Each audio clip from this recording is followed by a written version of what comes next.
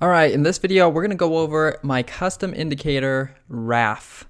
So RAF stands for Ready, Aim, Fire. This is a simpler trading indicator. It was created by them. However, I edited some of the code so that it can be used here in the watch list. Now this is my first version. I might change some things later. For now, what it does is it tells us the score of the Ready, Aim, Fire, and then it color codes it to being overbought or oversold. So for example, right now, I have 3 different time frames, actually 6 different time frames, but these 3 I use for intraday, the 1 minute, the 3 minute, and the 5 minute. So if they're oversold or overbought on all 3 of those and going into a significant level, maybe they've reached the ATR max. So there's a lot of different things that can go into it, but this is a good indication of finding things that are overbought or oversold. When it's over 2, it's pretty overbought. And when it's under 2, it's pretty oversold. You can see the indicator right here, which this actually isn't the settings that I usually use. I use 2 as the settings. But you can see this is the indicator that it is referencing. So like with BA right here, you can see that it's at 0.68 something there on, what time frame are we on? We're on the 5 minute. So it rounded up to 0.7 here. So you can just see at a glance what's overbought and what's oversold. You can do your own testing on what numbers and what time frames work for you. But I like to see at least 3 time frames that are oversold for me to buy or overbought for me to short it.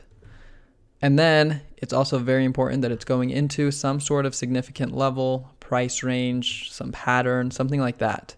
Because you have to remember with overbought and oversold indicators, they're just indicators. Okay, they're just math problems. It can keep going. So even though something is maxed out, it can keep going. But chances are, like right here, it got to 2.4 and it reversed. And you can see that arrow perfectly pointed out basically a reversal there.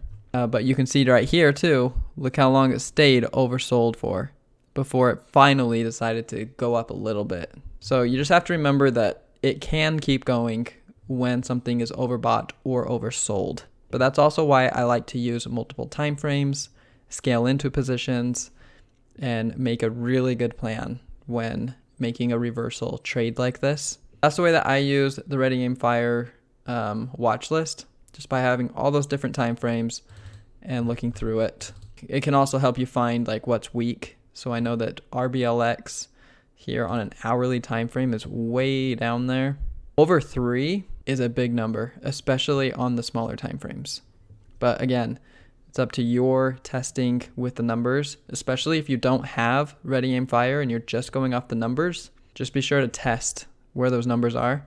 Lastly, if you wanted to edit it, you can hit Edit Formula and you can change the time frames here. You don't have to change anything in the code to change the time frame, but you can change the numbers down here.